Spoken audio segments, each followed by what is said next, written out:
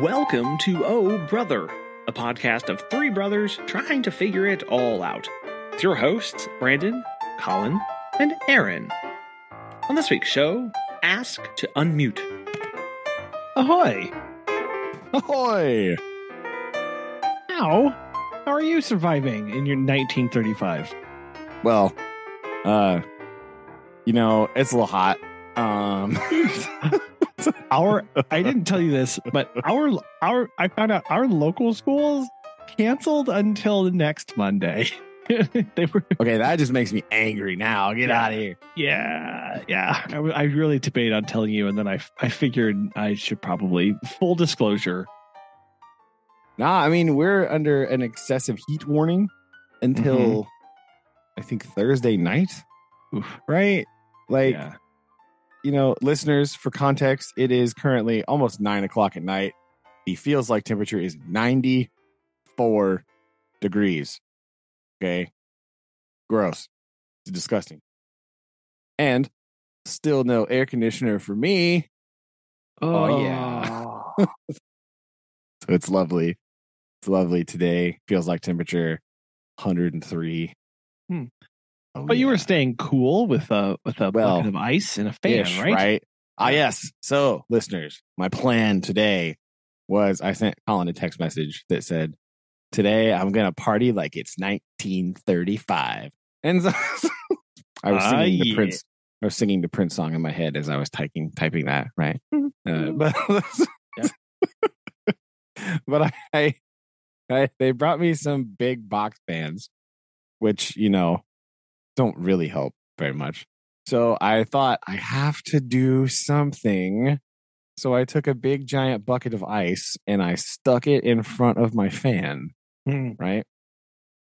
Now, as a science teacher, I was somewhat scientific about this. I decided, how will I know if this is working? So I took a thermometer and I put I have a thermometer behind my desk. Right. As one does. Who doesn't? Everybody should do that. It's fine. But then I dug out one of my small thermometers and I put it about 5 feet in front of the fan with the ice. Right. And I waited about 30 minutes and the temperature was about 2 degrees colder. So it wasn't really that much, but it was colder. I mean, that is something. Don't discount, right? 2 degrees. 2 degrees when it's 103 outside. True. My room temperature was 80. Okay. Well, that's right. This afternoon it was in the morning. It was about 80 degrees. This afternoon it gets up to like 84, 85. Ooh, yeah. It's not pleasant and it's humid in there. Tomorrow I'm going to take my little sling psychrometer and I'm going to measure the humidity in my classroom. That's necessary. I'm going to calculate the feels like temperature inside my classroom based on my thermometer and my little sling psychrometer. That is my science project for tomorrow. Kids are going to be like reading. I'm going to be twirling a thing. Like, what are you doing? Nothing. Never you mind. Man, those are so cool looking. I know they're really fun. Now, do you have the one where the two pieces are flat, or is it like that big block of wood that sticks out? Yeah. So I don't have I bought these for the kids. I bought some for the kids to use 2 years ago. Okay. So they're like not the. I want one of the ones that looks like a level, right? It's like a big square. Looks like it should make noise when you spin it around, like a 1930s toy. But I have the one that it's basically just two little flat thermometers that sit back to back. Right. Okay. Yeah. And you put the wet bulb on one and you spin it, right? But I want the one where they're like side by side. That's cool. That's just cooler. It's more sciencey looking, right? But I'm definitely using a sling psychrometer tomorrow. Okay. Like that. Because I want to know. But today we were talking about the scientific method and how you go about asking questions and solving problems. And I was like, oh, look, a real life example for us today to talk about. Let us look over here now. Yeah, I did. I was pointing him. I was like, "Here's my bucket." I need what I really need is like a metal bucket because the metal would be able to stay colder longer than the plastic bucket I have. Yes. I don't have a metal bucket, and I don't know where to get one. And so I don't really want to go through all the trouble of doing that, but it worked. It kind of worked. And the kids like stood in front of it, and they're like, "You know what? It does feel a little colder over here." It's like, you see? Vindication. I also dug out. I took a little. I found a bottle, like a little. I don't know how big it is. It's like 100 ml bottle, like those little just plastic 100 ml bottles that have lids on them. And I filled it with water, and I stuck it in the ice. I just left it in there, so that kind of in between classes and during lunch, I would just take the bottle out and like stick it on my neck. Yes. Put it on my head, right? And then I put it back in the thing, right? I'm using the high specific heat capacity of water for my benefit here, right? Keeping it cold for a long time, doing the thing, right? So it was fucking my solution to the problem. Gotta continue looking. I can't decide. My classroom windows are like slightly tinted, right? So I don't know if it would benefit me to put like white butcher paper over the windows anyway. To get a little, make sure the light isn't coming in, because I have the curtains, the shades drawn. You know, those just like pull down shade, like the one in the cartoons where that like rolls up and then like Sylvester rolls up in the thing. They're like that, right? So I have some of those, and they're definitely closed because we're keeping all that light out of there. Get that heat out of there. But I don't know if putting any additional paper on the window would be a benefit to me. I mean, I don't think it would hurt. Really hurt.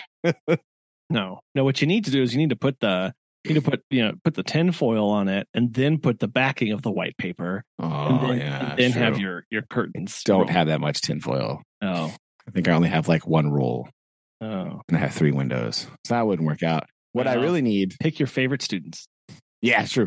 What I really need is I need to become dad, and I need a dehumidifier. No, you do. You really do. It is really humid in there. Like you could feel it, and it's really gross, and it's really annoying because the second you go like in the hallway, it's better a little bit. But I'm not the only room upstairs with no air conditioning, right? So that's like all the rooms on my side of the hallway are not working, right? And the math teacher and the CA teacher, all of our air is not working. So no 6th grade class has air conditioning, right? So that's fun. Yay. But like I went downstairs to go get more ice at lunch, and it was much cooler downstairs, and I was just like all that cold air sinking down the stairwell, right? Oh no. So angry. Well, I mean, that is one downside of running the fan across a bucket of ice, is that it tends to push out a bit more humidity into the room as well. Yeah, but I mean, it was already humid in there. And so like, it's like, what can it hurt? If I can lower the temperature even like half a degree, it will feel less humid, you know? So I have 2 fans angled. They're kind of on the same wall, but they're angled like diagonally towards the middle of the room, just to try to get some air circulating, right? I might need to do the Mimi thing and put the other fan on the other side and get the vortex going, right? That's what she's doing. No, and you shoot the air over there, and then it shoots it over here. But I don't know if that. I need a 3rd fan if I was going to get that to work properly. I need another fan. But I did find the desk fan that I use for one of my science experiments, and I rigged that up to my desk. So at least, like when I'm eating lunch or in between classes, I can at least sit down and have a fan like right directly in my face. And again, at that point, every little bit helps. Every little helps, especially when you're doing something to cool it and just that air movement. We do all know that sometimes there's just a 3-speed fan. 3. I don't. It's not 12-inch. Yeah. It's only 2-speed. And it doesn't oscillate. But You know, it's fine. It is you can like it's very movable though. You can move it in all kinds of different articulating. It's a 2-speed articulating. That is not a catchy of a song title. No. No, unfortunately, they're going to have to take that back to run it through a second time. Yeah, need some workshopping on that. But I was humming that song at my desk today. Just so you know. It's a good one here in our house. Apt. Also, very yes. Appropriate. Yes. Yeah. It's very apt. That's what I'm doing. See if I can make it work. I really want a dehumidifier. I would settle for buckets of rock salt. That would be useful. Hey. I should ask. I should ask the maintenance guy because we have salt that we put on the parking lot. Like, hey, can I have a bucket of salt to get the humidity out of this air? Yeah. I'll cover it and I'll sit over in a corner. You're gonna cover it with like a towel and you sit over there. Just put it there. That's what I want. Maybe. Now, my room's so big though, I'd probably need like 4 buckets. But well, then I was going to ask, or would you need multiple smaller buckets to expose more surface area as opposed to one big bucket? Yeah, maybe multiple small buckets would be okay. Just get them spread out, right? Try to suck up some of the moisture. It's so hot in there. But then the best way to do that would probably be to close the door. But I don't want to close the door because one of my fans is like, I got it sitting right in the door to kind of blow air from the hallway into my room. Hallway air door, yes. Because, I mean, the air in the hallway is less hot and stagnant, so I'm trying to blow it into the room. Mm-hmm. But I don't want to close the door. That would be bad. You know. But also, maybe I just need to blow my hot air out. Maybe I need to turn the fan around. Just get it out of here. I don't want it. Well, so that's always the conundrum, right? Do you point the fan so that you blow the hot air out and use it as an exhaust? Yeah. Or are you trying to blow cooler air into the room? Good point. I might try exhausting just periodically tomorrow. Right? Just flip the fan around. What I should do, I should get another box fan, stack it on top, and have them facing in opposite directions. I'm sure that would be totally useful, but the idea sounds funny to me. I think you got the bottom one drawing in air and the one on the top pushing the air out. Well, what you could do actually is the one on the bottom is blowing what kind of air in?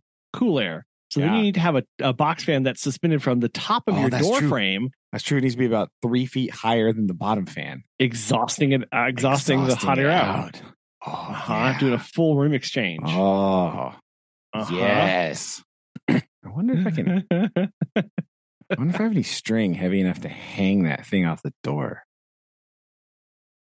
I have some twine. Time to learn about I could braid the twine. I could braid the twine. Yes. I have twine, but I don't know if it's strong enough, but I could braid it because that will increase its strength multiple fold, right? And then I can potentially hang the fan by the door, and then I could spin it. I could hang it from the microwave stand. Like, gasp. Oh, man. Yes. Yes. Did they give you a timeline as far as when this was going to be fixed? No, I have no idea. So I know that like I mentioned, my air conditioner is fried. It got struck by lightning. Allegedly. Ooh. That's the diagnosis. It is toasted, right? So allegedly they have found a replacement for me. But it's in Oklahoma City or Tulsa. One of those 2 places. Oh. I think maybe Oklahoma City. So that's where it is located. The closest distributor or whatever. I don't know. But then we have to have if they get it, it's got to get here.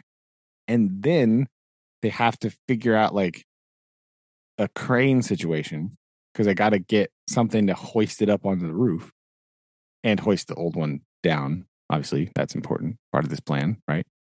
But so getting that scheduled will be a plan. I told the maintenance guy, I was like, look, I have a lot of sixth graders this year. So if you just get us like 8 pulleys, I think we can probably make this work. Okay. Look, let me talk about leverage. Yeah, right. I think we can get enough force multiplication through pulleys that like a whole bunch of sixth graders just hoist that sucker right up there. I was like, so we'll just put them to work. It'll be fine. Yeah. He thought that plan was funny, but I don't think anybody else would go with that. Well, see, that's the problem. That's why they're, in those jobs. Yeah. But yeah, that's so I don't really know timeline wise what we're looking at. Luckily, heat advisory expires this week, and it will go down to the high of only like 87. Oh man. I mean, when it's basically 20 degrees cooler than what it is right now, I'll take it. That's true. That's only like 5 degrees warmer than it's inside my classroom right now. So it's pretty much, not too bad at all. Yeah. So, what I should have done, and I think about this too, when I left tonight, I should have just left my door open and turned the fan around to exhaust the air out. Yeah. I should have done that. Yeah. Just left the fan on. But I also know that you close your door for like security reasons and other stuff like that too. Well, yeah. But I mean, we don't have anything in there yet, right? If they want that, I don't want anybody stealing my thermometers. No. See? My fossils, no. But yeah, maybe tomorrow during sometimes I'll flip that thing around, experiment that way. I'm going to get some more ice just for fun because it's helpful. And keeping that bottle in the ice bucket was at least beneficial for me. Yes. Not for anybody. Huge benefit to you. Like, don't discount that. Sure.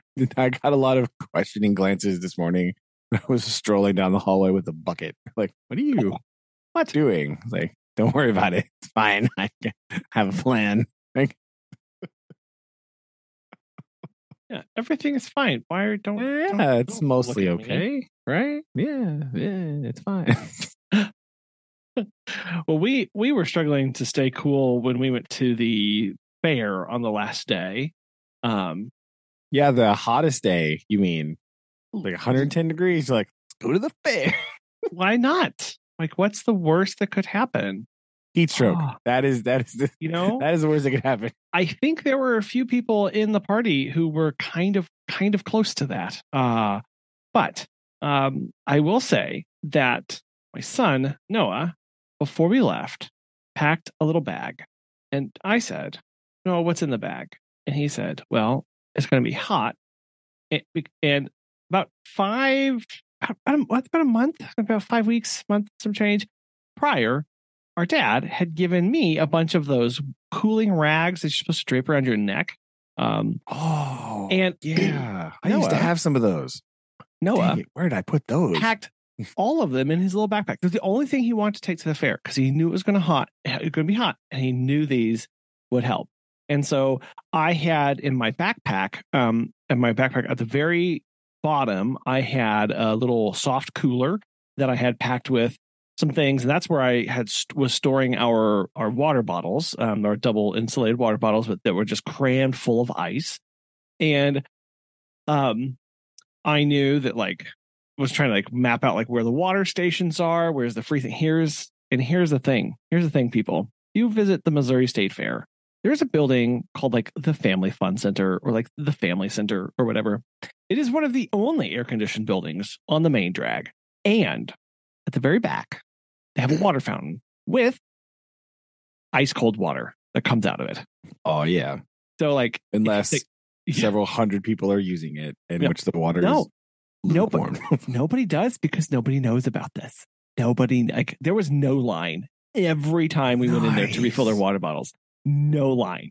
And so then it was like, oh my gosh. So like I'm like I was kind of that weird guy where I'm taking our cooling rags and like putting them underneath the drinking fountain because it was cold. I mean, that's what they're for, you know? Yes. I was like, no, this is necessary, and like passing them out to everybody in our party and going on an adventure and exploring. But man, it was just brutal. Like the hike around, and of course you're out on the asphalt, and the sun, it's the heat radiating up below you, yeah. and then it truly was where it's like, oh look, the wind is blowing. But it's like, I would rather the wind not right now. Actually, I'd rather it's just replacing the hot air with hotter air, and because my skin is actively cooling off with my boundary layer around my body. So it was fine. We got to see everything that we wanted to see. Nobody succumbed to heat stroke. However, it's good news. Here is the part that nobody planned for, and I didn't either. It's the last day of the fair. And part of the fair's fun things is that it's a big area, and one of the things that they use to move people hither, thither, and yon are these giant trams that are pulled by John Deere tractors. Yes. Okay.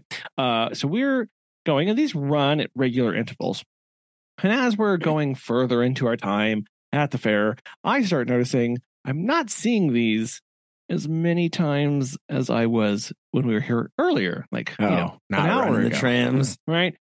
Yeah. And then I remember, they stopped running the trams at 5 on the last day.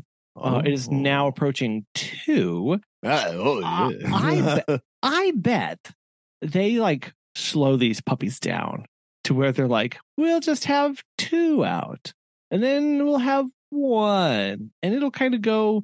Well, so we talked to one of the people there, and they were like, oh yeah, no, they slowly pull these out throughout the afternoon, and they just kind of run them whenever they want to. And I was like, well, we are about as far away from our car at this exact moment as we can be. So, and given the members of my party, I think I'm going to go hike back to get to the car. And then at that point, if the tram came, that's fine. I would just go meet them at the other exit and then pick them up right there, as opposed to having to take another one into the. Yeah. But you could take the tram to the car and then meet them on the side. Yeah. But if a tram did not arrive, I would just come and meet them up at this other entrance / exit with the car. Yeah. And that's exactly what happened, because all the trams had stopped. Nice. Nice. Yes. So we got rescued out of there. And I will say the methodology of keeping the insulated, and we refilled these insulated like little thermostat water bottles several times throughout the course of this. Like, they were emptied and refilled a lot. Both of them still had ice in them at the end of the day. So nice. I was very impressed with these things. Very impressed. That's pretty good. Yes. That's pretty handy. I like it. Yeah. So we survived the heat. That's good. That's the other problem I'm having, right? Is like, how do I dress for heat inside? Yes. Right? Like, how do I prepare for this? I don't know. Like, because we're like, it's so hot that we're not going out to recess. Yeah. Right. Number one, it's literally like extreme heat warning. So that's no good. Number two, it's not like we have a air conditioned room to come back inside to. Right. It's all so it'd be gross. Like, we'll be outside getting hot. We'll come inside where it's hot. This is not a good idea.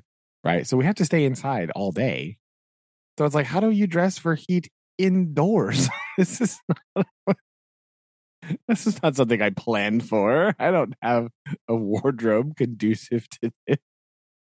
Yeah, you don't have like those sport tech like ultra like wicking t-shirts, and I have a couple polos that are like golf style. They're like really thin, right? They're like a meshy thing. So they're not like mesh, like not like that, but like they're like a lightweight, sporty kind of like polo. So I have those. I have a linen shirt that I just bought. That's handy, right? Like a short sleeve linen shirt. But like the annoying part, here's something I was thinking about today. I, through this flawed logic that I totally came up with right now, I am the only person in the entire elementary school that is required to wear pants. Yeah. Because there are only 2 male teachers in the elementary this year. And one of them is the PE teacher who does not have a dress code, really. No. Right. PE. Yeah. All the other teachers are women. And now while pants are part of the dress code, most of them this week have been wearing like sundresses and stuff. Yeah, obviously. Because it's 1,000 degrees everywhere. Right. And so it dawned on me that I am the only person in the entire elementary school that is required to wear long pants. I'm so sorry. It's terrible. So, I mean, obviously today I especially during my plan time, I was just like Huck Finn style. I just rolled the pants right up. Like, I don't even care. I'm done. No, you need to bring back. I'm telling you, zip offs. You got to bring the zip offs, and that way you can just zip them off and let them like hang around your shoes. And the other thing was the principal was like, "Oh yeah, this is like in teacher land, right? Listeners who are not in the education field, right? In teacher land, the biggest reward possible is to wear jeans to work, right? This is like the go-to because all teachers want to wear jeans. They never let you, but everybody wants to, right? So she was like, the principal was like, "Oh, you can wear jeans," and I was thinking, that's going to be even hotter than my pants. Why? Because like my dress pants are lighter weight material than denim. So it's 84% humidity outside. Okay. Why on earth would I want to wear denim anyway? No, that's terrible. That's a bad idea. I was fired immediately. No, I'm just gonna wear my normal dress pants because they're a lighter weight material than my jeans. So whatever. I'm gonna wear my school T-shirt today because it's like on Wednesdays we wear the school T-shirt or whatever. So it's like I'm gonna wear my T-shirt today, but I'm just gonna wear my normal dress pants because reasons fight me, right? Yeah, I was gonna do it. Oh my gosh, that's hilarious. Yeah. It's like, wait a minute. I was like, this is a bad plan. Like if it was wintertime and it was like real cold, they're like, you can do that makes sense to me, right? Denim is not like a lightweight fabric. No. It's marketed as like tough and rugged. Okay. The Levi's logo is 2 mules not being able to pull the jeans apart. Right? If you ever looked at it, that's what the Levi's logo is, people. Because it's for mining and like tough and rugged and 49ers and gold rush, blah, blah, blah. Like they're not to be destroyed. So they're like tough, rugged, thick. Why would you want to wear that when it's 110? But they're still breathable. They're breathable. Not. They're not, though. You ever worn soggy jeans? Right? You ever been out in the rain in denim? Literally the worst. Is that a pleasant experience? No. Heavy. I have. Do you remember the swim test? You had to jump in the pool wearing your clothes. Right? You remember that? Right? So it's wonderful. So it would be like that walking around in 84% humidity. It would be like the swim test for, what was that like? There's a swimming merit badge, I guess. Yeah. In Boy Scouts, listeners, we had to jump in a pool fully clothed and like makeshift fashion flotation out of our clothing. Yep. Right. Blue jeans. So like jeans and a long sleeve shirt. It's fun. In a swimming pool. There you go. I didn't know about this test, and they made me jump in jeans and a sweatshirt. Like a jersey, like a Russell, starter, old school starter, like sweatshirt. Like, here's this, jump in. No. Right to the bottom. Right. But that's what it's like when you're walking around 84% humidity. Jeez. That's the image in my head. is that swim test at summer camp. Yeah, I mean, well, just like you said, like imagine now teaching like that all day long. Why not? Why wouldn't that be fun? Oh yeah, true. Teaching in humidity drenched jeans. So I pass on that, wearing my normal dress pants and just trying to find the lightest shirts I have imaginable, right? So look at my polos. I have some like Western style button down shirts too. Some of those are really light. Mostly I bought the heavy duty ones because they're like I wear them more in the wintertime, you know? So yeah. Whoopsie daisy. Not time for flannel right now. That's what's not time for. No. I have a couple lightweight ones. But I wore one of them on Saturday because I went to a birthday party and like it was hot. So I was like, this shirt's light. I'm wearing it. Oof. Yeah, we've been trying to keep all of our staff cool and like been rerouting and replanning a bunch of visits and moving visits, way earlier if we possibly can. Yeah. So it's just and we actually had one staff member who did not drink enough water and ended up getting pretty sick. So I was like, oh my gosh, like, okay, like, really, like you don't have to go out and just bake in the sun the entire time. It's okay to not do. Yeah, hydrate, right? It's the best way to keep cool is to hydrate because you're going to sweat, and the sweat evaporating from your body is what cools you down. So if you're not sweating, that's bad. Yes. Right? I think I drank over 2 liters of water today. Sure. At work, right? My water bottle is 1 liter. I think I drank a little over 2 liters of water today. Inside. Wow. Maybe just under. Maybe I didn't finish that second one. I don't remember. But yeah, somewhere around there. You gotta drink, right? Lots of water. It's too hot. No good. No. It is not. So yeah, we're surviving the heat. Not a whole lot other to report here, unfortunately. Nice. It's just kind of been chunking along.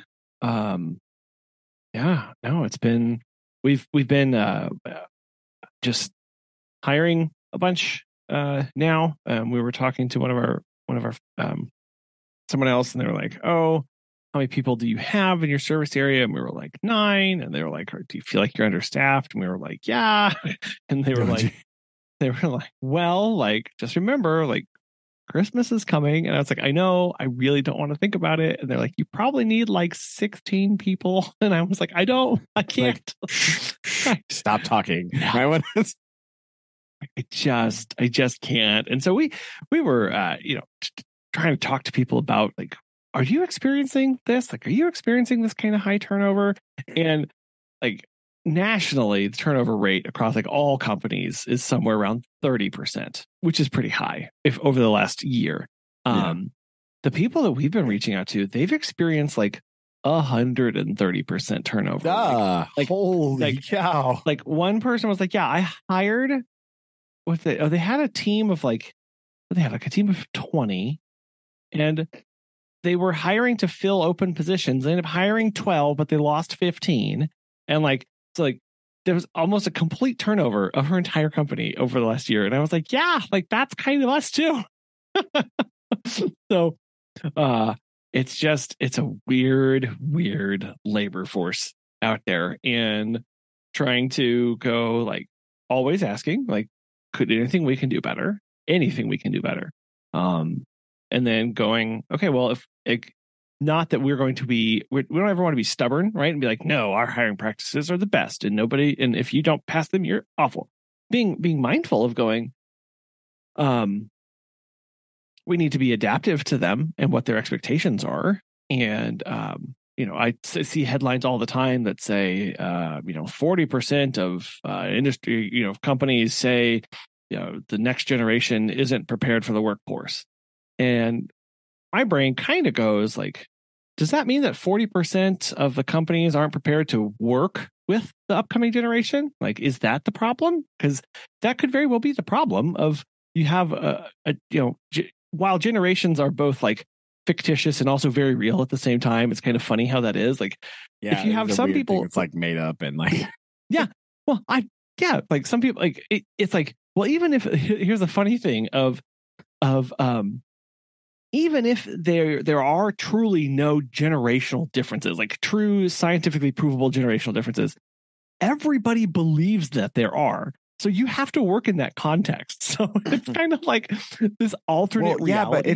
But that's weird though, because not to go all John Paul Sartre on you here, but like if everybody believes that the differences exist, then they exist.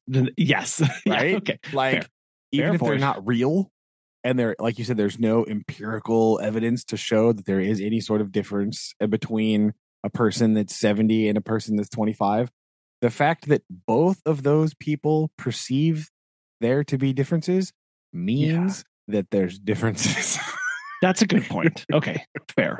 Yes, so because that there are these perceived differences that create this reality, like you have to always ask yourself.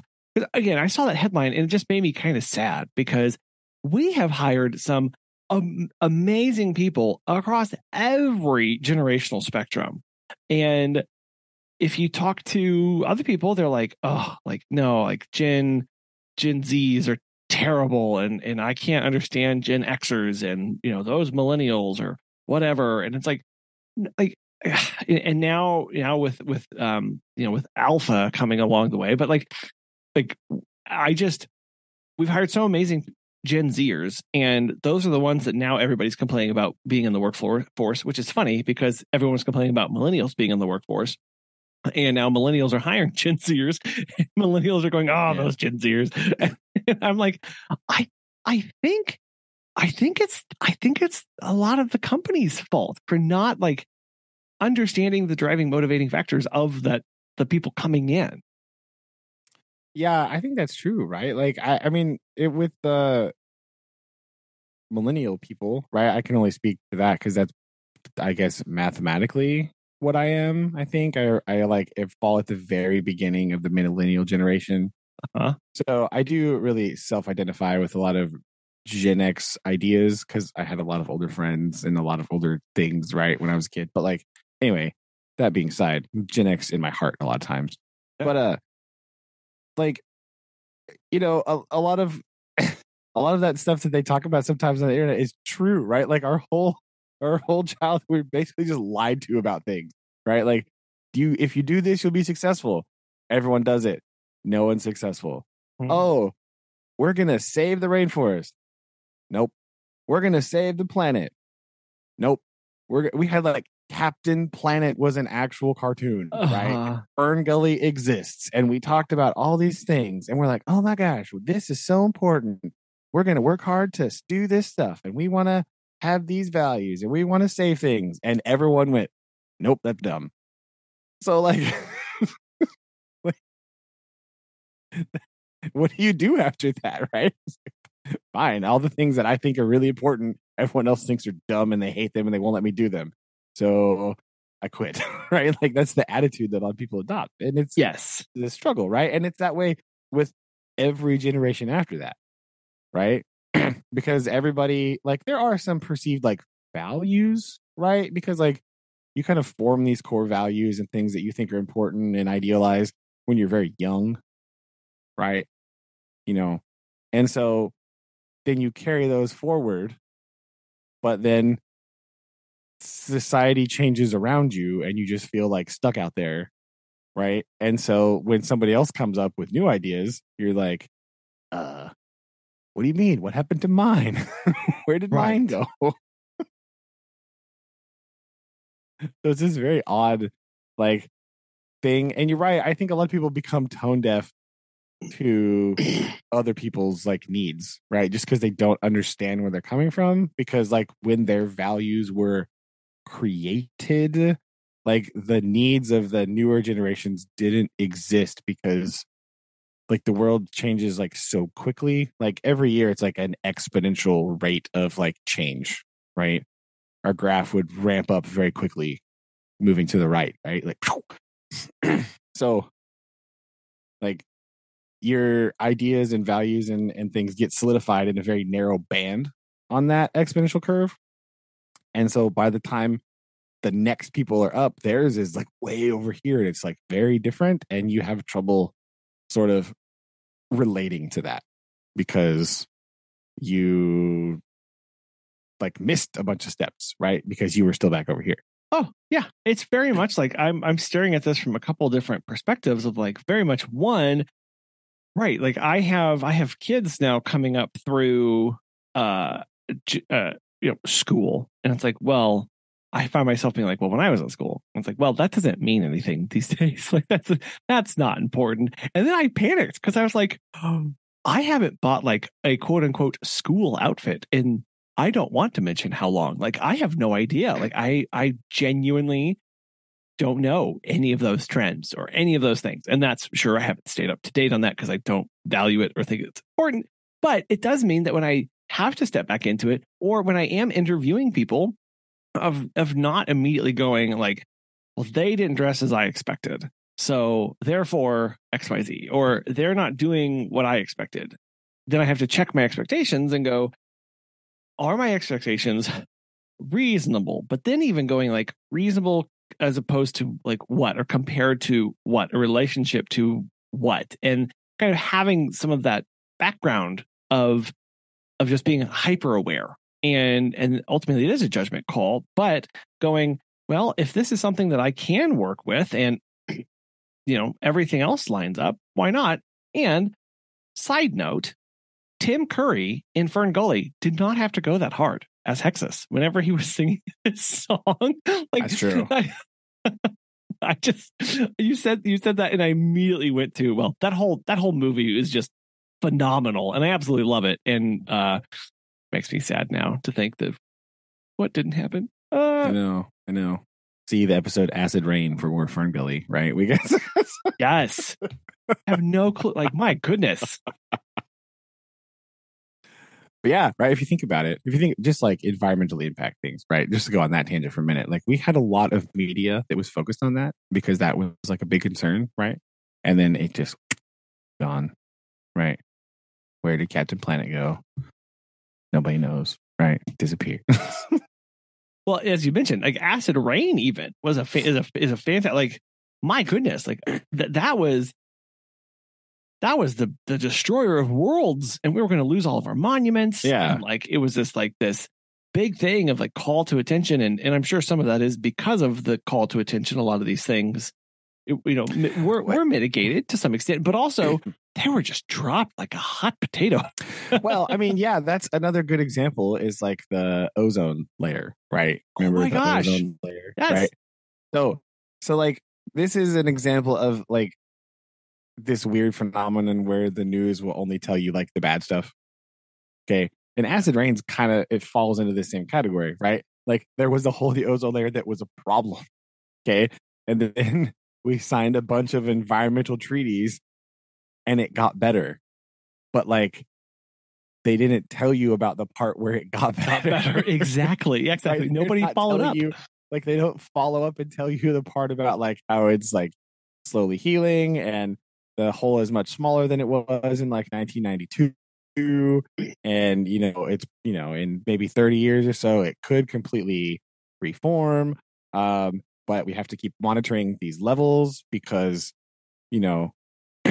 not everybody agrees to climate treaties, right? Like you know how that works. And so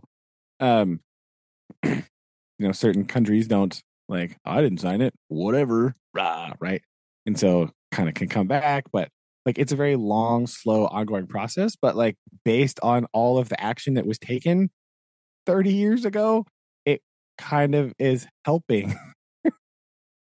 And so like the same thing with Acid Rain, like it was an extreme problem.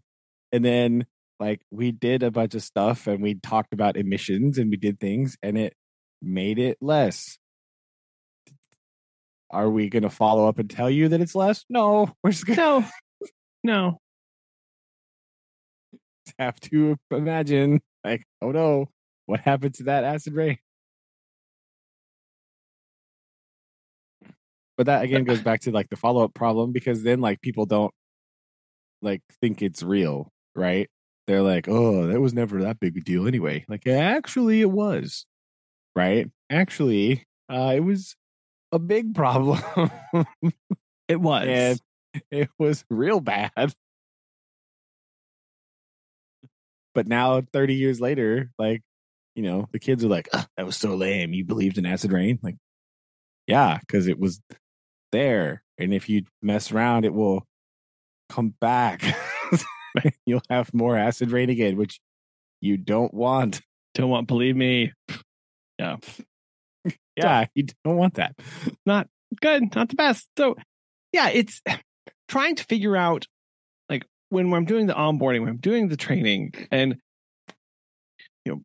figuring out what people's needs, wants, desires are. And it is a fine balance, because like I was a world's worst employee. Like, I never went to, like, it was kind of like whenever I was in college, like, I didn't go to any, like, I didn't have a lot of school spirit. Like, I didn't do spirit days, and I didn't do that stuff. Like, I wasn't there for that aspect of it. But I know that many people are, and it's very important to people, and it is part of the culture of those places. Same thing in the workplace. When I was working, of like, yeah, they had all sorts of gatherings and get-togethers, and I didn't go to those a lot because that wasn't what I was there for. And it was kind, and I respected all of my coworkers and my boss, but I didn't really want to go to the picnic, so I did. So I get it whenever, because all the coaching gurus and stuff were like, oh, the reason you've got so much turnover and blah blah is because you don't have commonality. You don't have you're not doing face-to-face stuff, and you're not doing buddy things and going out and hanging out and stuff. And it's like, but like, I don't want to do that. And so I can't be sad or mad of if we do that and nobody shows up. It's like, well, yeah, they're not looking to our company to fill that void. So that's not important to them, and that's okay. But also, like, could you just come for ice cream? Maybe, like, it's just free. But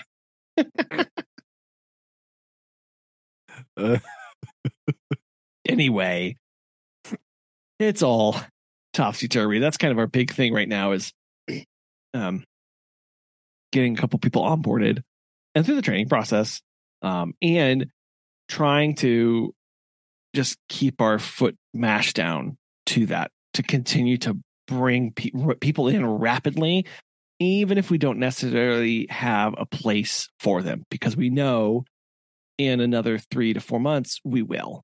And I mean, that's not even 3 to 4 months, right? 2 months, probably. Yeah, probably. Right? It's okay. So I was thinking like towards the end of the year, but it is. No, I mean, starting around August. Yeah, it's August. So starting in November. Yes. Right. November. It'll be pretty much. Yeah. That's when it'll start, right? So yeah, in 2 months, what we've kind of figured is yes, we need to have not just our current capacity, but then like basically doubled it, like, or halved again of what we're needing. And that does not sound fun.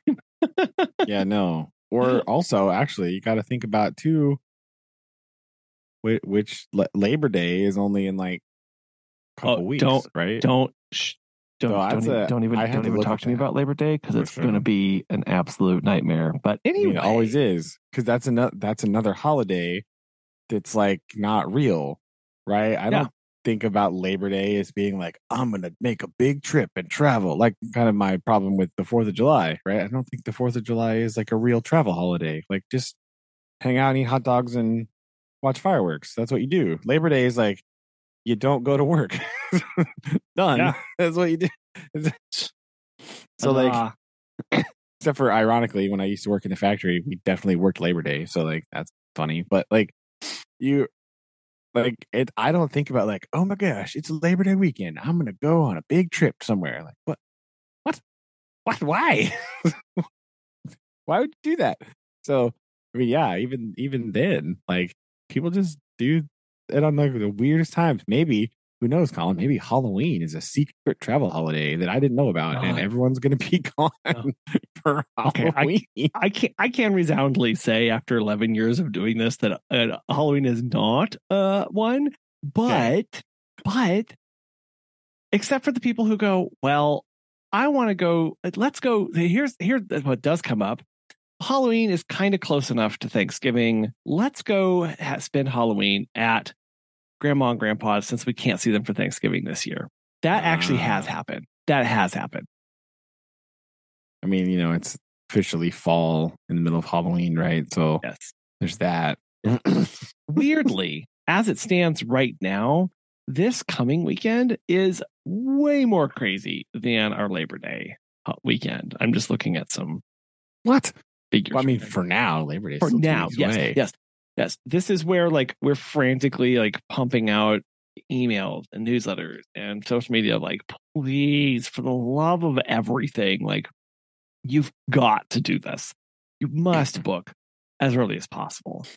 And people won't. That's fine. Of course not. They won't. But then you know what? They won't get their pet sat. They won't. And you know what?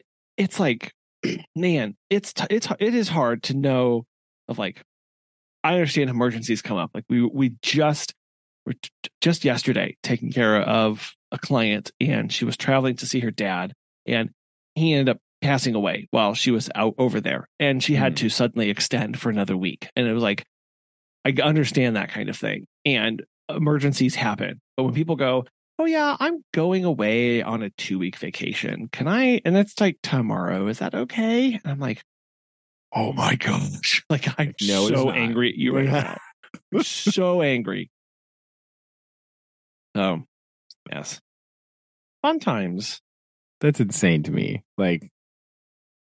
First of all, as a poor person, somebody just has enough random disposable income to be you know what? I'm going on a trip for 3 weeks right now. See you later. What? Don't even go, because I've done this before of how much did you buy that plane ticket for? How much did you I don't want to know the answer to that question. It will upset me greatly. Yes. Right.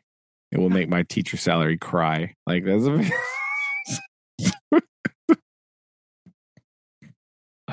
I know.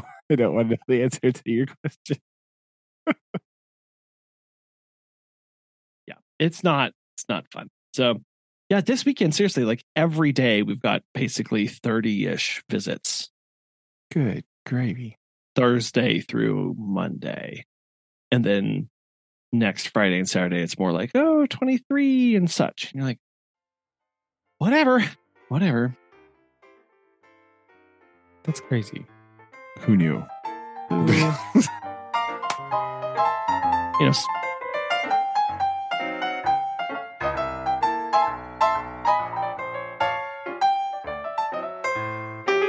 Speaking of journeys. Hold on. You're muted. Oh no. What happened?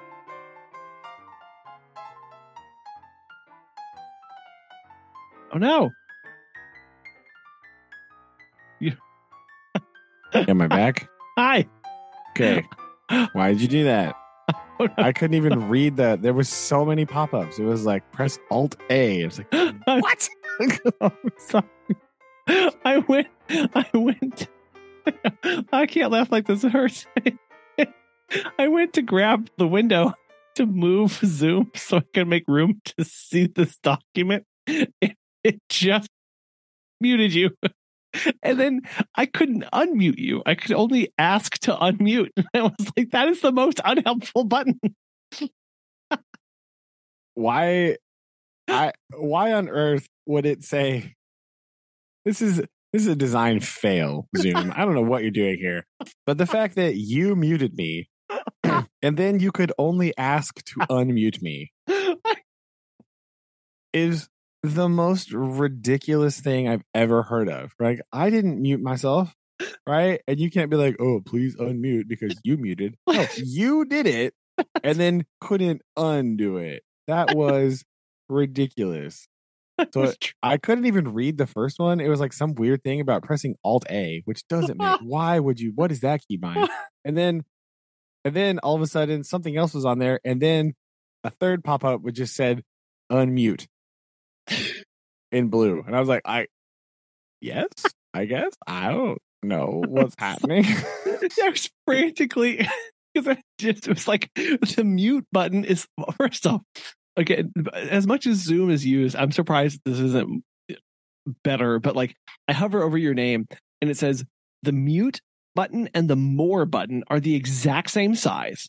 Okay, so if I hit more, it does all sorts of things of like rename, make co-host, allow to record, multi-pin, put in waiting room, remove, report, chat, ask to video. But if you hit the mute button, all of those more things stay the same, and the mute button just turns to ask to unmute. That is very unhelpful. It's like, no, but I actually did that.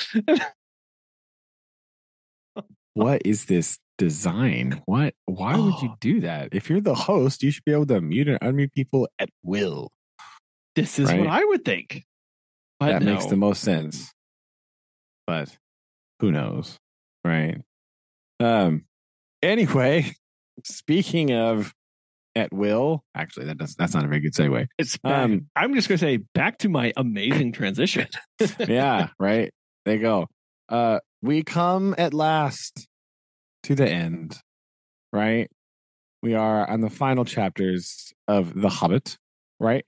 And so we're at the end here, right? The chapter, what is this? 18? Yeah. And the return journey. Okay. Now, we need to talk about the cop out that is the end of this book. Okay. Well, so right. In between chapter, what was it, 17 and 18, yes, there's a bit of hand waviness to this. Because last we were with our adventurer, Bilbo was crying out for the eagles, and he fell with a crash from a rock that was being thrown and knew no more. And so basically what happens is Bilbo gets knocked out and misses the whole fight. It's the most random. Like, what is this?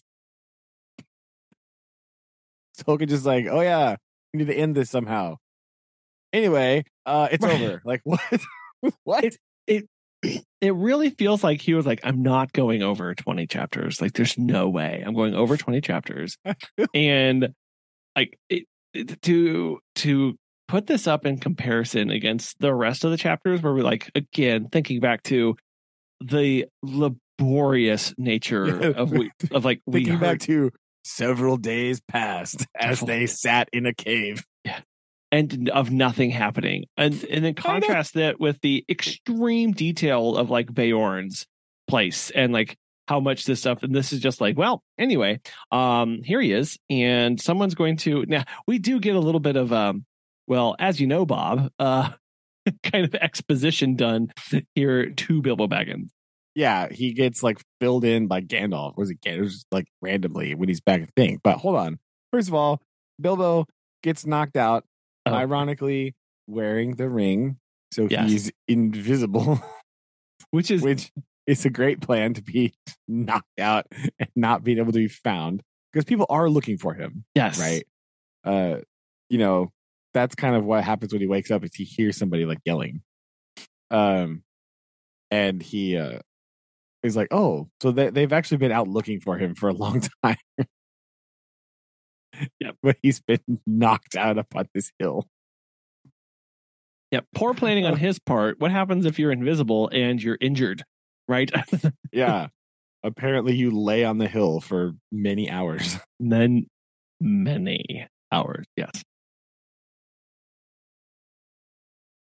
But, excuse me, we find out that he is needed, right? So they usher him down to Dale, right? Where Gandalf is there.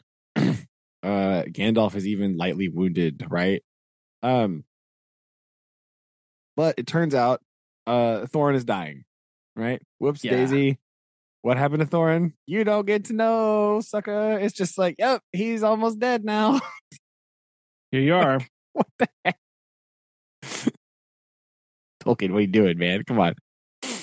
But we do get the completion again.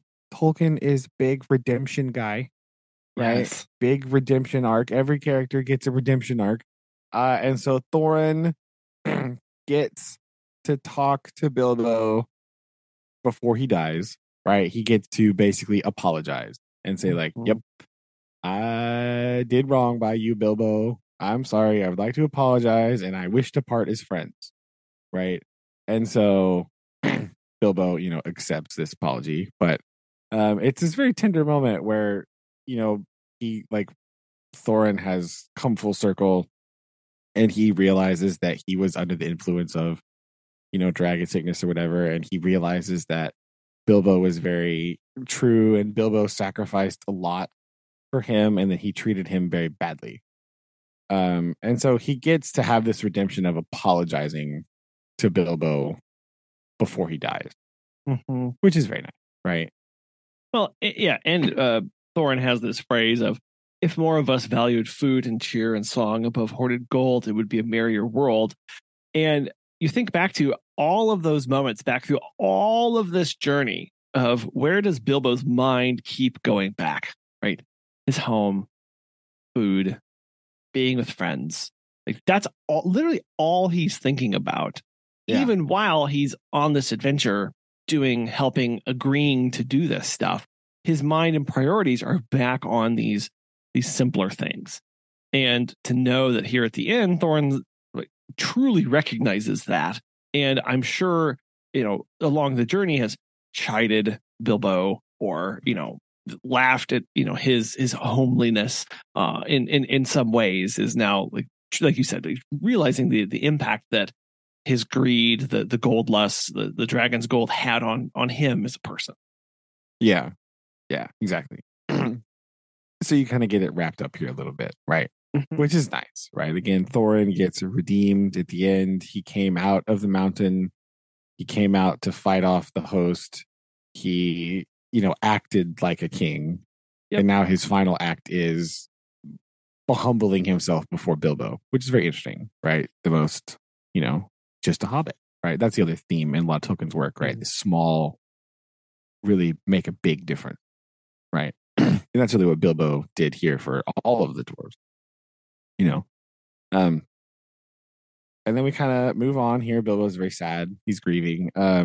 And he gets kind of filled in on what happened before, what happened while he was laying out in the middle of a field, right, on the hillside. So you get the Cliff Notes version of the battle, which again, very weird. Like you said, it felt like Tolkien was like, all right, I'm done. I don't want to. Right. Let me write the Silmarillion. Just like, here we go, publishers. Flipping quickly. That's what it feels like. It's weird. You get like the Cliff Notes version. They're like, because they're sort of telling Bilbo what happened, So, the eagles came, they crashed and thwarted and scattered the goblins. And not just the eagles, but Beorn shows up himself. And, yes, Beorn defeats all, right? Like Beorn goes crazy and just terrorizes the goblin. This is very much a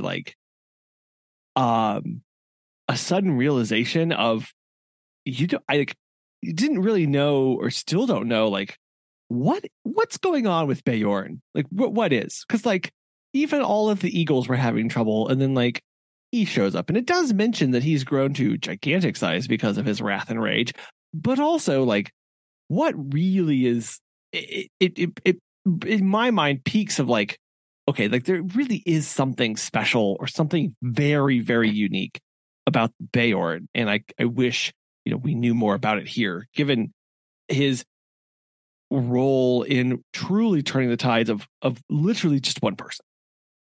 Bear person. Well, one giant bear person. Yeah. It's not just any person, a shape-shifting bear person, right? Yes.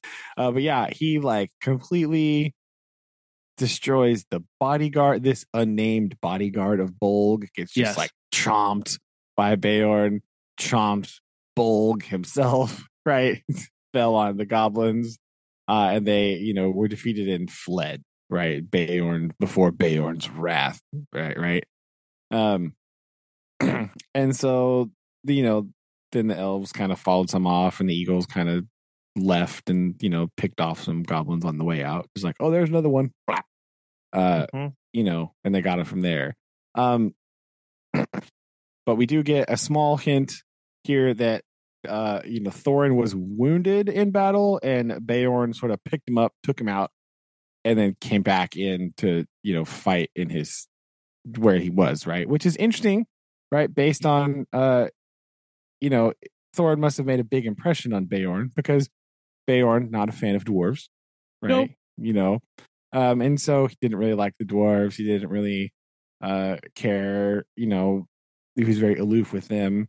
But he does come to their aid, and he even so much as he takes Thorin from the field of battle when he's injured. Mm-hmm. So it goes out to say specifically, Beorn stooped and lifted Thorin, and I don't know how many. Like, it also the stooping related. I don't know if this was, but like for Thorin, the king, almost like this bowing, this posture of he's stooping to help, but it's also this kind of bowing, getting down low for somebody. So it's interesting. Yeah, exactly what's going on there. Yeah, there's like a reverential context to stooping, right? A little bit, right? You think about it, because I mean, not only do you have to literally lean down because Beorn is enormous, but also the kneeling low before the king, right? Which is an interesting kind of double read on that. And so they kind of move on, and it's like they're gonna bury Thorin in the mountain. Bard returns the Arkenstone, buries him with the Arkenstone. The Elf King returns Oakrist, the sword that he got from the goblins, right? He returns that to Thorin, and they bury that with Thorin, right? And we learn that Dane, who is the cousin, right, of Thorin, is going to be the king under the mountain now, right? And it just sort of goes talking here, and then it's also like, oh yeah, Fili and Kili died too. And you're just like, wait, what? Yep, had fallen defending him. Yes, it's just like, anyway, they're also dead. Like, what is that? That little cliff note. Oh yeah, by the way, there's only 10 dwarves now. Fili and Kili died too. Anyway, moving on. So ridiculous. It's so just like, oh yeah. And then we get kind of like a rundown of what happens to some of the treasure. Divvying up. Here's the legalese, right? Yeah, we get the we didn't. Fili and Kili didn't get a death scene, but we get the divvying up among the treasure to all the parties involved. That's real important, right? Yeah. But some goes to the master of Lake Town, and the Elf King gets a little bit here, and Bard and the men get some, and all this, and they give Bilbo a little bit, and they're like, we're not gonna give you the whole thing because we have a lot more people to share it with. And Bilbo's response is actually like, that's good, because I didn't really know what I was gonna do with it, or how in the world I was gonna get it home anyway. So that's fine with me. I'm good. Yeah. So I have got. How on earth should I have got all that treasure home without war and murder along the way? Like, again, just like very, very practical, and like also very like, yeah, how would you transport that much without people finding out about it? Yeah, in that far, because it's not close by, right? We had months to get here, and then getting all that home would be terrible. And it even, skipping ahead slightly, it even makes reference later on that the two little boxes that he had, the horses don't like carrying it because it's too heavy. Too heavy, yes. So yes. It would not do it all to get out, right? But then we get the goodbyes, because he's ready to go. He's like, I am done, right? So we get some nice goodbyes with the crew here. We get some more wonderful dwarven compliments. I like, may your beard never grow thin.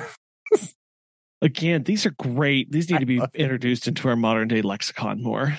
Definitely, right? But may your beards never grow thin. he says farewell to the dead, right? To Thorin and Fili and Kili. And they're the dwarves aren't really very eloquent at this kind of thing, right? No.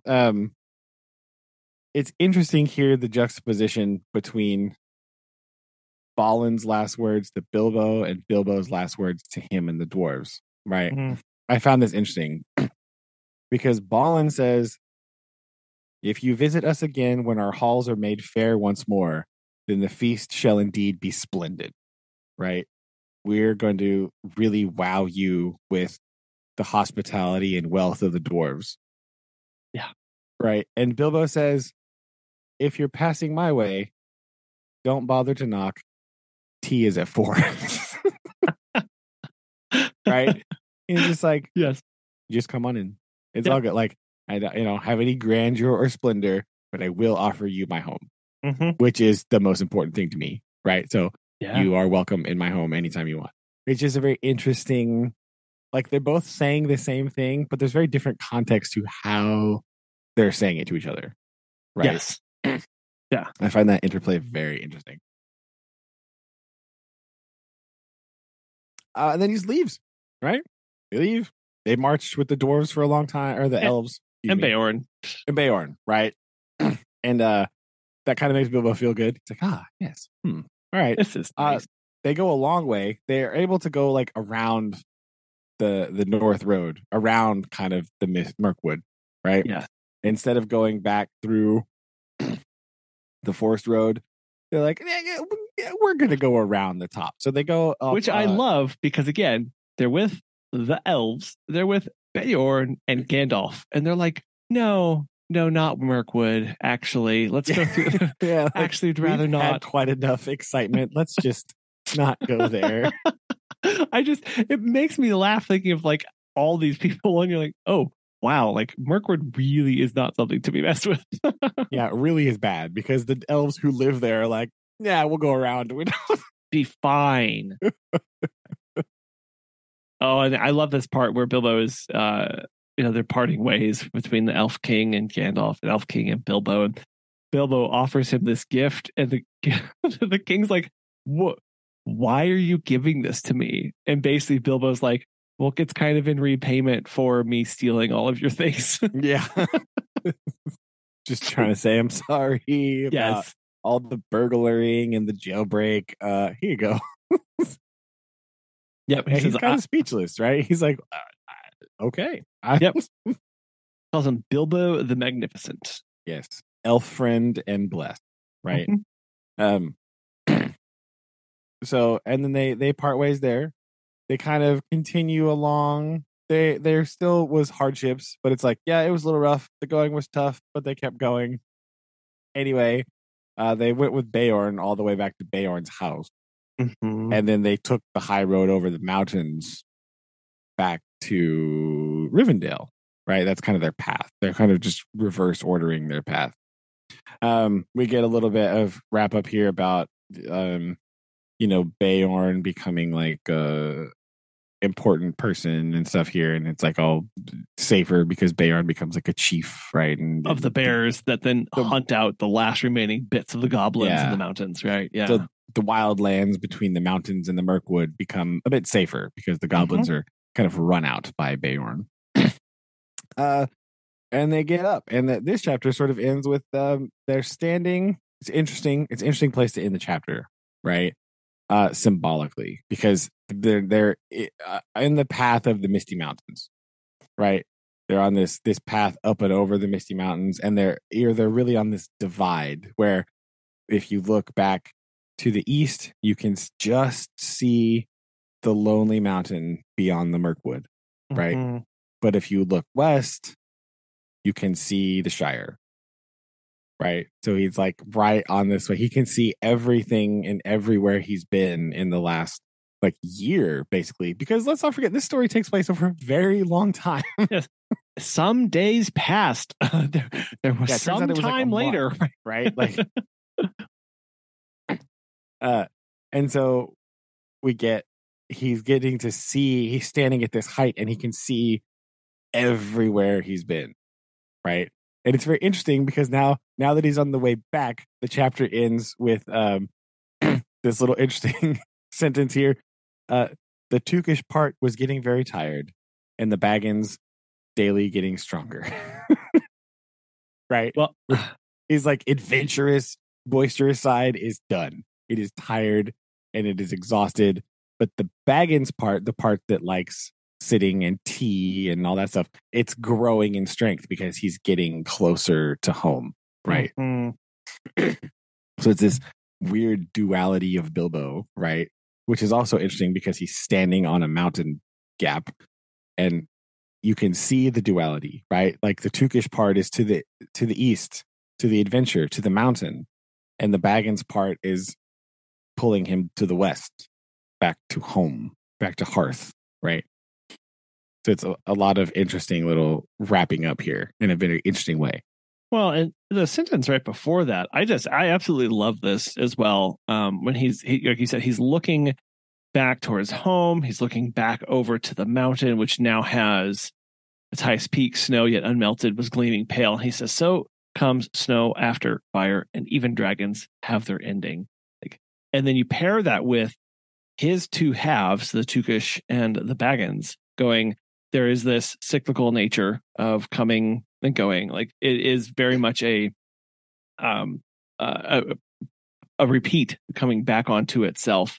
And now he's returning back to, he's eager to turn back to his life. And that part of like, and even dragons have their ending. Like because this entire time and in all folklore, dragons are this like insurmountable, long-lived, like extremely powerful force. And this note of hope of like, even them will come to an end at some time. And to those lucky few who get to see it, like it is something. Yeah. That was good. Nice. Right. Anyway, the last stage. Literally. Chapter 19, the last stage. We're back in Rivendell again. Weird singing elves. Oh, so much singing. So odd. I don't really know. Anyway, the elves are singing. And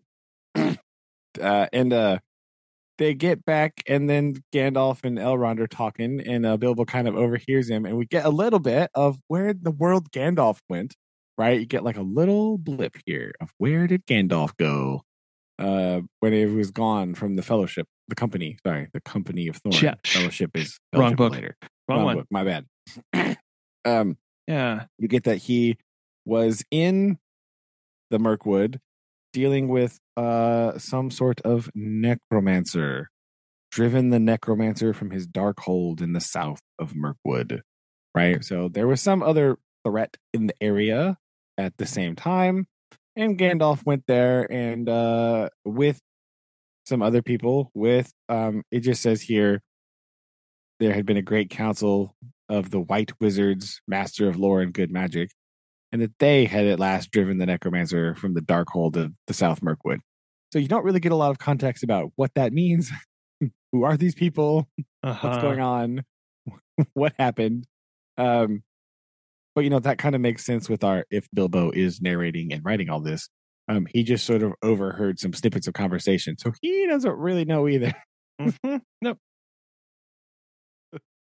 And Gandalf's like, yeah, it'll be fine now. Anyway, Bilbo falls asleep in the corner. Yeah. I do like, so that you had this part, right? Gandalf was on some serious business. And then I do like this little next part here where these darn elves are just singing so much that Bilbo wakes up and he's like, why are you still singing? What time is it? Yeah. By what time by the moon is this specifically? Because yes, he's very much like calling out again, like, it's very late. Your lullaby would have wakened a drunken goblin. Yet I thank you, because he still can't help himself because he loves elf singing, but also at the same time he's very tired. Yeah, he's like, I just want to sleep. I've been so far. And they make fun of him a little bit. They retort back like, yeah, well, your snores would wake a stone dragon. And yet we say thank you, right? And so he's just like, fine, whatever. I'm going back to bed. Yes. And he sleeps till late morning. But this long, although albeit slightly interrupted sleep in the house of Elrond does help to rejuvenate him, right? The elven magic is seeping in and sort of rejuvenating him and helping him convalesce a little bit here. Interestingly, we don't know this yet, right? But like the parallels here are interesting to what will happen in spoilers for Lord of the Rings incoming, as if there hasn't been enough of those already. But anytime people are convalescing and healing and trying to get better, they're in Rivendell. Yeah. Right. So this Elrond and the House of Elrond and the what's going on in the elf magic of Rivendell does seem to be a very healing place. Yes. Right. Even if there is too much singing happening in The Hobbit here. We get it is fine. Get a little glimpse that Elrond is kind of known for healing, right? And this kind of thing. And people go, this is where a lot of, Frodo wakes up here more than once in the Lord of the Rings. Many times. Mending, right? So we get kind of a little sneak peek of that here as well. And then basically they're just like, all right, let's go. And it's just the last bit here is just sort of like, yep, it's a different season, because it kind of giving you how long they've been gone, because it talks about like, now it's the different time of year, so the rivers are different and the terrain is different, and then there's more water because of the flooding in the summer and all this stuff. So you get really a scope. It's not really until this point where you get a scope of how long it's been since he's been at home. Mm-hmm. Right? That's what this little part is. It seems kind of weird, but really what it's talking about is it's kind of letting you know how long he's been gone, right? That's interesting, right? It's an interesting way to talk about that.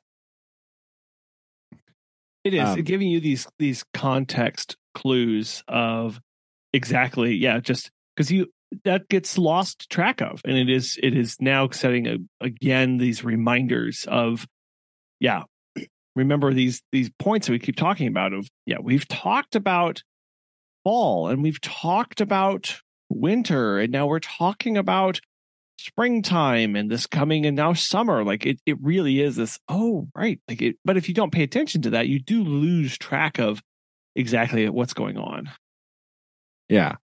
And he's been gone so long that when he finally does get back to the Shire in Hobbiton, he comes back in the middle of an estate sale. Whose estate sale, you may ask? His. And as is quoted here, if he was surprised, they were more surprised still. Because they basically just figured he was dead, because he's been gone for like a year and a half, it turns out. Been a bit something like that, right? And they'd been auctioning all his stuff, so he actually has to use some of his dragon gold to buy back his own stuff from people. And I love, again, this sorry, he did stop on the way and get the gold from the trolls that they kept in the cave, right? Well, yes, to which the ponies were not happy. To which Gandalf says, you may have more need than you expect. And you're like, what could that possibly be? Yeah, little foreshadowing, Gandalf, you little sneaky guy. What is that? Yes. And I will say, here's where it says, I love how it makes a point, because, again, Bilbo is writing this it says, it was still nearly lunchtime, and most of the things had already been sold for various prices, from next to nothing to old songs, as is not unusual at auctions. Yeah. You can tell how peeved he is, not just at the fact that things were being sold, but for how little they were being sold.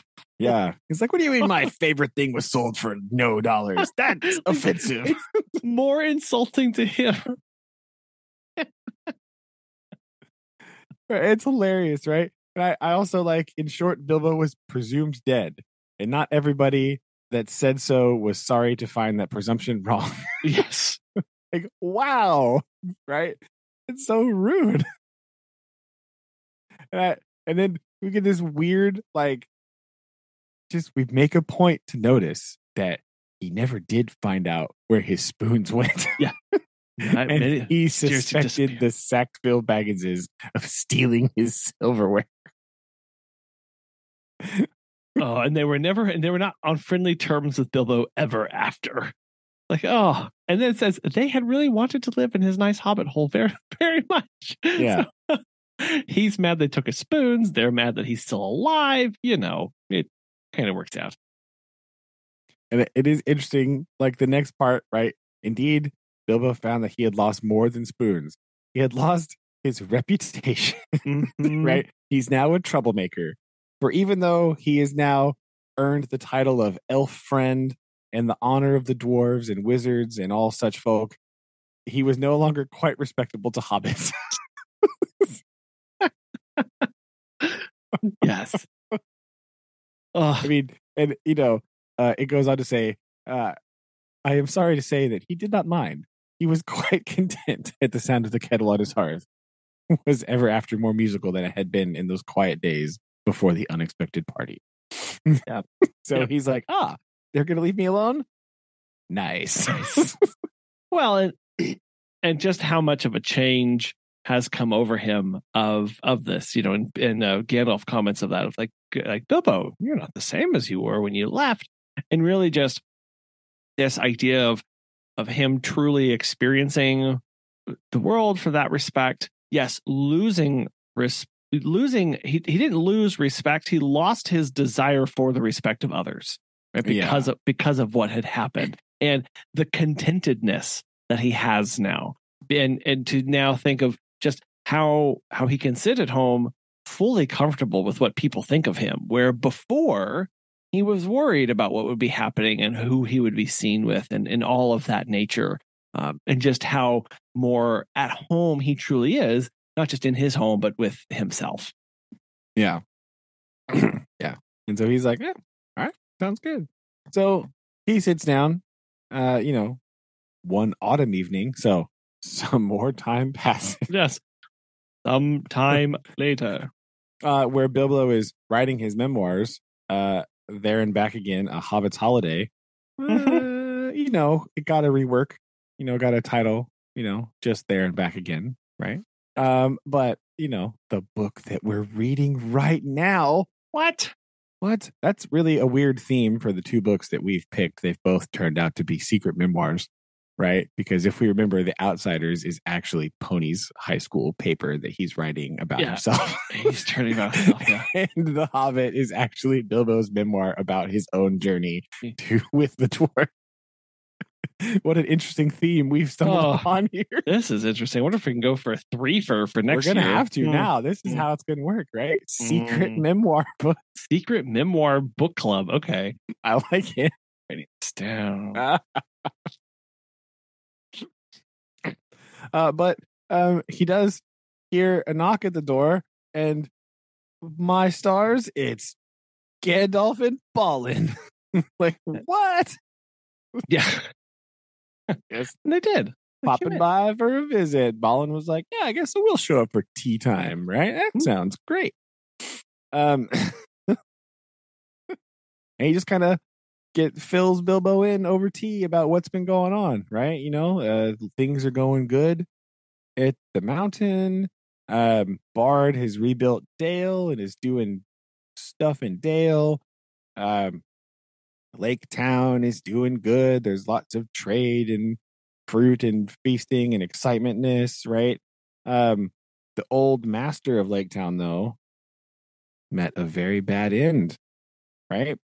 After Bard gave him the gold, turns out the master was also susceptible to dragon sickness.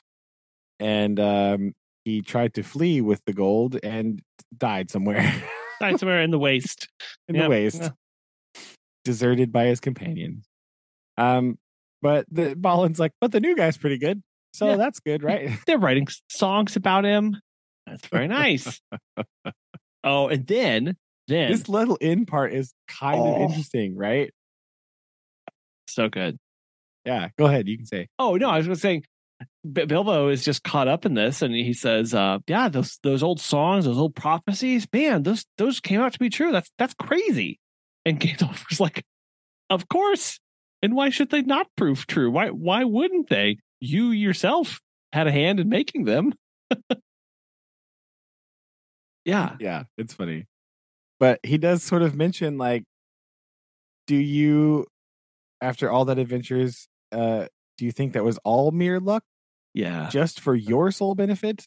You are a very fine person, Mr. Baggins, and I'm very fond of you, but you are only quite a small little fellow in the wide world, right? Saying, yeah, these things did come true, but it wasn't just, it was for you, and all of these other people benefited as well, right? So you get a little, it's kind of this vague thing, right? Of like, you don't really know what Gandalf's talking about because you can read it as like, you know, it wasn't just for, he's just saying like, oh yeah, this wasn't just luck, you had a hand in helping all these people, but it's also kind of like you don't think that that's just luck because some of these prophecies are like real and magical, right? It's kind of vague where he leaves it here. yeah, Right? Like this was either some sort of like grand design or like he just means yeah, a lot of people had a hand in doing this. You don't really, it's not very clear, right? Is he referring to the will of Iluvatar, right? The creator of Middle Earth? He's like the supreme deity, right? Is he talking about that? Or is he just sort of mentioning that everybody worked together to make this happen? Woo. Right. Well, and another part too of it's a little interesting because it's meant it as kind of a backhanded compliment to Bilbo, or in some way here, because when he says, you're a very fine person, you're really nice, Bilbo, but you're only one person, only in this one little person, and this all meaning like, Bilbo, do you think you were the main character of this? Like, do you think this was all about you? And the answer obviously is no, it wasn't all about him. It was not all for his benefit. There were many other things that came about, and we read about those through all of these things, which Bilbo may or may not know about. But like Beorn and the becoming the chief, and the goblins disappearing, and the lake town prospering, and all these things coming along, and Dale rebuilding and Dane like thriving under the mountain. Yeah, it was like, do you really think this was just about you becoming a burglar? Like, no, like there's a lot more going on here and you were part of that. Like you said, like, is this a bigger picture orchestrated kind of thing? I think most people would probably say yes, but there is also this. It is ambiguous at this, and Bilbo's response is, "Thank goodness," right? And he goes to smokes his tobacco jar because he's like, yes.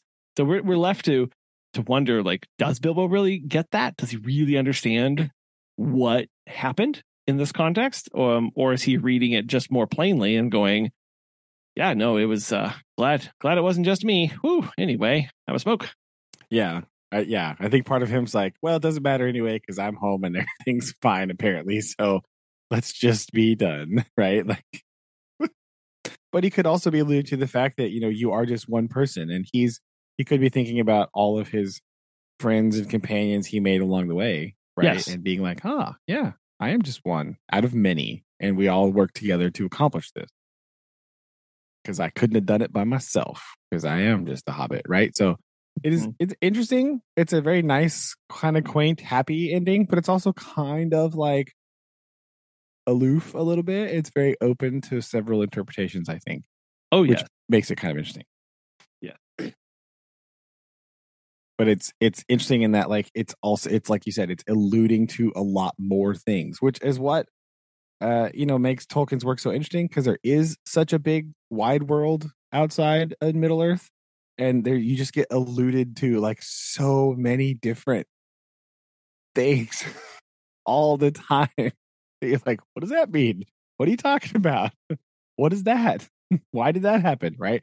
But there is explanations out there for someone to find, right? But since Bilbo is writing this, he doesn't know them. Yep. So boom. We did it. Go. We did it. We finished. We did it. We did it. Yeah. I mean, your final takes. Overall thoughts. I mean, overall thoughts. Obviously, I like it. Right. I like it. It's just, there are some parts that are frustrating. That are just when all the parts are like, anyway, sometime later. That some of that gets kind of like annoying, right? And the pacing can be weird, right? But I think overall the story and like the theme of the story and like all the characters are really not all the characters, right? Because there are all these dwarves and they're just sort of ancillary. They're just sort of like over there. Yes. And, you don't really get any like us. You don't get really a sense of who they are, except for like Bomber is fat. Billy and Killy are young and dead later. That's it. That's all you get. That's all the dwarf character development you get, right? Mm-hmm. Balin is the nice one, right? Thorin is very regal and kingly, and then he succumbs to weakness. Thorin has a big arc, but then like the rest of them, like Oin and Gloin, like what do they do? Bifur and Bomber, they're there. Bofur, right? Like Bifur, Balfur, Dwalin, right? Like they're there too. Yep. Nori, Dory, and Ori. Gloin. They exist, right? Like yes, they are also Ands, right? They're also Ands, right? And I do. So there are decisions like that along the way that it'd be very interesting to find out, like why there was in the sections where he decided to yada yada yada of the like, and then sometime later, like why was that the part that you wanted to, and and I guess that may take a deeper read of those parts.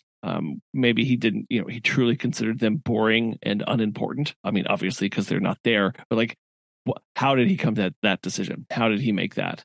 And then there are things too of like, did we need 14 dwarves? Like, do we need all of them? Do we need that big party? Doesn't, because in the end, it doesn't do a whole lot other than that they're kind of this big family displaced on the hunt for a home and reclaim their titles.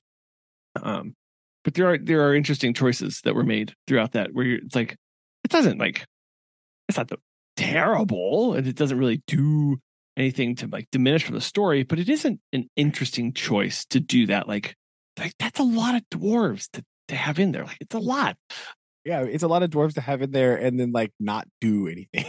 Right. Right. Like some of them carry Bomber in Mirkwood. That's their big action that they get. Right. The most. Like Beely and Keely are the only ones that do stuff. They like throw a rope that one time. Because they're young. Right. Yeah, because they're young. So they throw a rope. Man, those whippersnappers. And then they die. Wow. Cool. Right. So like I feel like I agree. Some of it just feels like you could have written a little bit more, right? About some of the dwarves. There could have been, even if you had a couple scenes about like when they were sitting at a campfire and some of the other dwarves could have talked. That would have taken up that much time. Yeah. It could just be a few here and there. We could have got some character motivation or some background history, right? Right now, after this book, you don't know anything, right? The only slightly interesting thing about any of the other ones is, spoilers again, Gloin ends up being Gimli's father. That's important for later, but like, yes, you don't know that here, no. Right? You don't know that now. So that's an important. So Gloin is important in this story for having a son that he never talks about. Yes, that's unknown at the time of this book. I mean, it's true. It might be. It probably is totally unknown at the time of this book, and I imagine that inclusion of Gimli, son of Gloin, in the Lord of the Rings was just kind of like a fun little like, hey, remember that guy? Remember exactly? No, remember? But you should know that name. So it's interesting that you would have, Bilbo's nephew and, Gloin's son meeting later, right? And doing that. So that's interesting, right? So you get some descendants of this party meeting up later. Also, technically, Legolas is the Elf King's son, right? Yep. You never really get that drawn out like real to you, but you get a lot of second generation meeting up in about 50 so years. Yep. So come all back around. So that's interesting, I guess, how some of that will tie in later. But, who knows how intentional that was during the writing of The Hobbit, because that was not on his mind at the time. He was just like, oh, yeah, I've got this world. I'll just put this story in there. So, but yeah, I like the book a lot. There are some, like, it does, when you read it, it does feel like an old book, right? But like in a good and a bad way, right? Because it feels old in that this is like the beginning of the like fantasy genre, right? So you don't have all these annoying tropes already hammered out, and they're not like, they don't have to be included and they're not put in there, right? So you're like reading a bit of genre history, right? And it feels like an old book, but it also feels like timeless at the same time, which is also interesting because Bilbo was supposed to have written this a very, very long time ago, right? So that's kind of cool, I guess. This like meta narrative of this book was written long ago, and then Tolkien translated it from the Elvish or whatever into the English, right? That whole like meta narrative about how the book is supposed to work is cool. Makes it feel old. Some of those parts can be forgiven when you do put into context that Bilbo is writing this, right? So from that context of why did he leave it out? Well, maybe they were just walking for days and he was just like, anyway, that part was boring. It was. Yes. I don't remember that part because, he started writing this like a year after he got back. So it's like, yeah, I don't really remember what happened there. It must not have been very good. Some time passed, but I remember this part where the dragon knocked the door down. So I'm talking about. So when you put it in the context of somebody writing this from memory, starting over a year after some of the events happened, like it makes sense. Yeah. But if you don't have that context, it can be a little bit jolty, like a little bit wonky sometimes. But overall, I do like it. But it did take some getting used to because it is so different from Tolkien's other writing styles, right? And because I've been reading like the Silmarillion and stuff. And so when you read this, it's like, what? It's jarring, but that's just a me context problem, right? Yeah, that's my thoughts. I like it. It's a fun little journey, right? It's pretty simplistic by like modern standards, but I think that's a good thing because you get one of the things about Tolkien is like one of the things that makes a lot of it like comfortable, right? And like it's like very comforting and reassuring to read is like the hobbits are just so, I don't know what the word is I'm looking for here, but like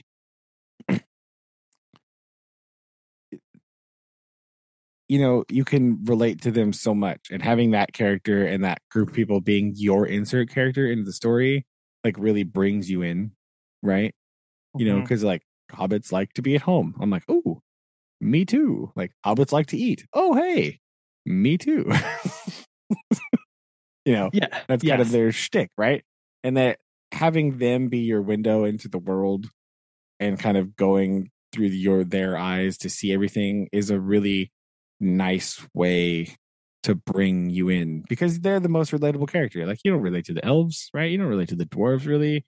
You relate to the hobbit. And having them bring you in and just be like this comfortable introduction to this kind of thing, I think is good, right? I like that part.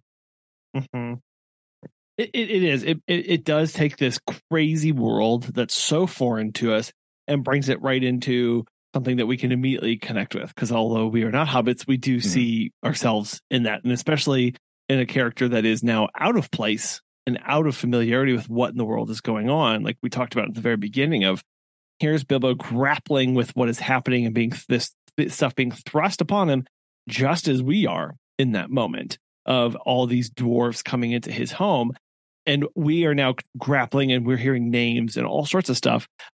He is our point person, and his characteristics are also our characteristics, and learning to know about those really makes it, like you said, like it is very simplistic. It is very as large scale as the ultimate problem is and the total destruction that happens.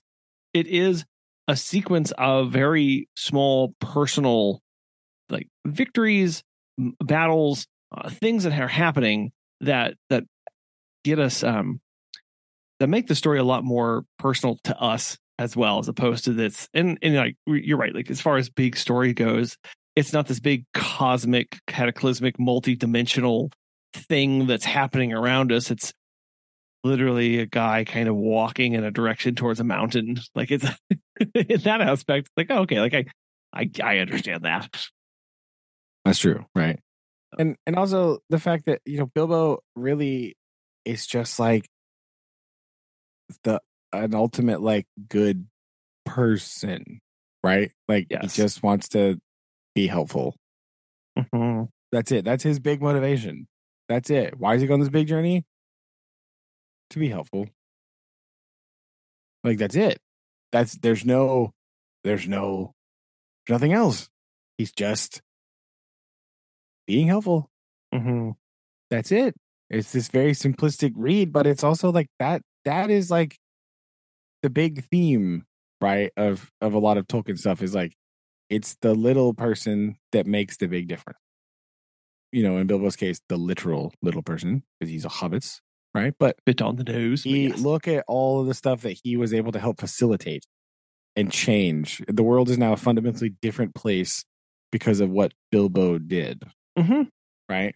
And he didn't do, you know, his contributions to a lot of stuff weren't even like that huge sometimes. Right? Like, you know, some of them are bigger than others. Other times he was just kind of also there and still had an effect and played a part in the changing of the thing. So, you know, that theme of like, you can make a difference just by showing up is kind of a big deal, right? It's a very interesting, it's a kind of important thing to think about, right? Like little things make a big difference is a good message, right? It is, and knowing that it doesn't have to be overly complicated, just like Bilbo, like truly wasn't, like you said, like he like this crystal clear clarity that he had about his purpose and where he was heading allowed him to make those hard choices, allowed him to be in those places whose presence made a difference because of his character, because the quality of person that he was, like that built up a lot of respect from people. Like most of the respect that Bilbo gets along the way is not from slaying dragons. Like sure, like he gets his like sting on in the forest with the spiders, but a lot of the stuff is just him thinking through things or offering advice or like, you know, just speaking from his perspective, I guess, so to speak. He does have action stuff that lend him the respect that people give, but it is interesting to also from me thinking back about this of where does that respect generate from? A lot of it's just his character consistency through each action that he does. Yeah, I think consistency is a big thing because even when he is getting his sting on in the forest, like what is his motivation for doing that? He's trying to help his friends not be eaten by spiders. Yes. Right? He's just trying to help them out. Mm-hmm. That's it, right? He's just trying to help them. Right? He's just concerned about helping people. And he you know, it just comes back to that all the time. And it's, you know, he's just a very selfless person, right? Because he doesn't want to be home, but he isn't. You know, he doesn't want to be in the middle of Mirkwood, but he is. Mm-hmm. So it's, again, I think it's a very British slant on it. Like, well, we might as well make the best of it while we're here. Stiff upper lip and all that, right? And like just Yeah, exactly. Exactly. Carry on. Like, so that little spin is a very decidedly like British twist to that a little bit, but that, it's fundamentally, that's just kind of what he's doing. He's like, well, I'm here. My friends need help. I'm going to help them. Boom. And there's not much more to it than that. And that's fine. Right. Yeah, exactly. And that is fine. And that's the other interesting message of the story is like, that is okay. Right.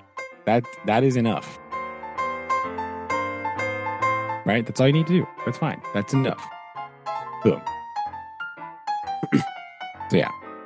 Well, I agree. It's a very good book. Lots to take from it. And I will be reading this one again for sure. Yeah. So it's on my list for the kid too. So. Nice. Very good. Well, on that, I think we shall end. All right. And just go survive the heat the next couple days. Give it a shot. That's what I will do. Add 2 scoops of ice. Yes. Good luck. Sorry. All right. Love you. Love you too. Bye. Bye.